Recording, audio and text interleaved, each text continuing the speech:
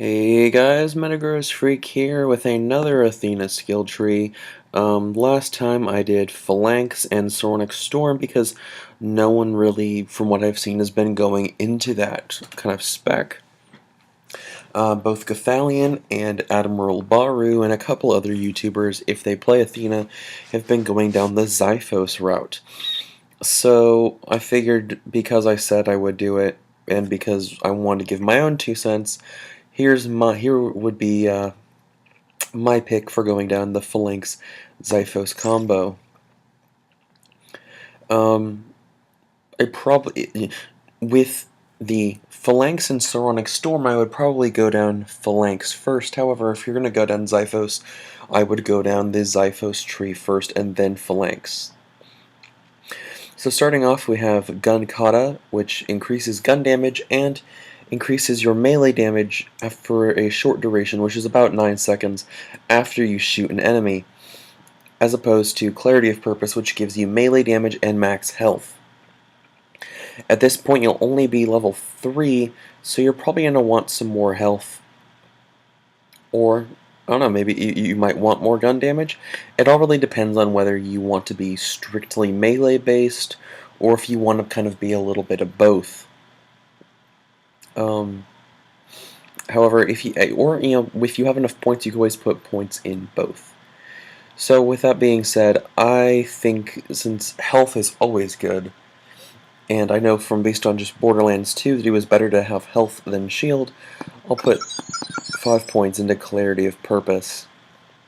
Next up for Tier 2, we have Mercurial, which is a kill skill that increases movement speed and damage resistance, which is pretty cool. And then we have Omega Senshu, which is kind of like a Reaper, a reverse Reaper. You deal increased damage to enemies who have less than half their health. That's an amazing skill for a Tier 2 because at rank 5, at only level 13, we're doing plus 35% damage from all damage sources to enemies who are below half health. Obviously, you're going to want Rend so you can deal the bleed, because that's just an awesome thing to have as Rend.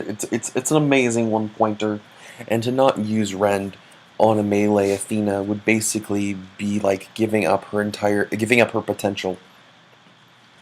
Epicenter is a cool one-pointer skill. It basically makes your slams do a singularity effect, kind of like the black hole shield. I might want to put a point into that later on, but I'll want to see if there's extra points left. Also in this tier is Terror, which increases gun damage to bleeding targets, which is nice, or Bloodlust, which essentially just lets you heal as long as people are bleeding. Since we don't have any real sustain so far, except for this 25%, actually 15% increase to our maximum health, Bloodlust is a good idea, because for every bleeding enemy, you'll heal 4% of your max health per second. So as long as at least one person is bleeding, you'll still gain back a lot of health. With one person bleeding for the maximum duration of 12 seconds, that's still 48% of your health that you'll heal. Even if you have 2 enemies, that automatically that basically heals you to full. Totally worth it. Next up we have Fury of the Arena, which increases fire rate and reload speed for each bleeding target. Or you've got Red on You, which is kind of like Bloodsplosion as long as enemies are bleeding. I'm going to go with Bloodsplosion, which I know you may be thinking, in the past I haven't done things that are ranked, but this is a blast radius being rank 5, not blast damage. So I'm not sure exactly how the damage will be factored in, but for the time being, doing the AoE damage similar to Bloodsplosion is awesome. Krieg with Bloodsplosion is amazing, and you'd be surprised how easy the Tiny Tina campaign is, because you can just take down entire hordes of skeletons and spiders simply just by popping his Bloodsplosion. Finally, we have Blood Rush, which is kind of like a Zero's Dash, and it increases your once every 10-second cooldown melee override. Allows you to do a dash and strike with a sword for plus 40% damage. Which, if you have to keep in mind that if you combine that with Omega Senshu, that's plus 75% damage you're doing, which is pretty awesome. And if you apply a bleed to a target that isn't bleeding, or if you kill a target, you automatically reset this cooldown. Meaning you could potentially keep just blood rushing people for days. I know my voice might be sounding a little bit weird on this, but I am not as enthusiastic about the Xiphos tree, though it's really good. I personally like the idea of Saronic Storm better, but it depends on how Elemental scales late game. Next, for our Phalanx tree, we have Ephidos, again, that increases movement speed and gun damage, and Invictus. Chances are you're probably not going to want Invictus, because most of your damage is going to come from the bleed. Not only that, but Ephidos gives you the movement speed, which will help maneuver you around better in order to get that melee strike in.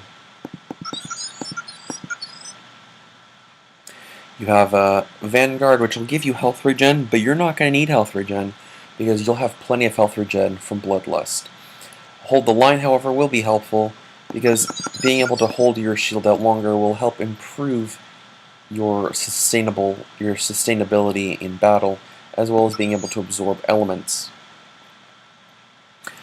In Tier 4, we have Stalwart, which increases your maximum health, and it allows you to absorb ally fire, as opposed to United Front, which improves your shields and increases maximum shield capacity.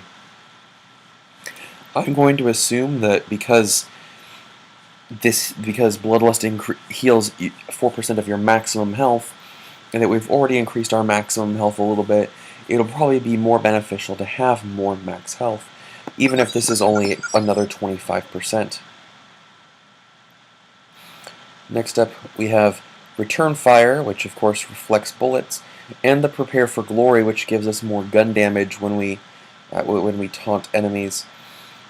I still like the idea of Returning Fire, because even though we have a good amount of heal, thanks to Bloodlust, any amount of damage we can reflect back towards our enemies will help make it easier to take them out. And with that, Wrath of the Goddess, just for lulz. With the 3 points remaining, I'm going to put 1 point into Maelstrom, because even if you're not dealing a lot of elemental damage, still being able to have that boost of Maelstrom on the side is nice. I'm going to put a point in Epicenter, because I've seen a lot of slam abilities do either Shock Novas or Fire Novas, which will help proc Maelstrom, and they'll bring enemies closer and to allow you to rend them. For the final point, you can put that in whatever the heck you want. I think just for this, I'm going to be putting a point in.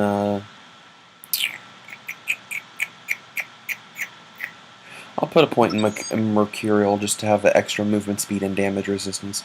So I realize this probably isn't the best build. I probably would be better if I had put the Epicenter and Maelstrom points in Mercurial. This isn't necessarily saying how you have to play her, but if I was playing Melee Athena, this is how I would probably do her, though I'm more likely to go down Saronic Storm, given if we only have 50 points. I'm Metagross Freak, and if you don't agree with this build, I'm sorry. That doesn't necessarily mean you're wrong, but it doesn't mean I'm right. Remember that I haven't played Athena, so I don't know what the best skills are for her, but just based on the footage I have seen of Athena from like three or four different Let's Players, I think this is probably a good build to use for Melee Athena, should I play her.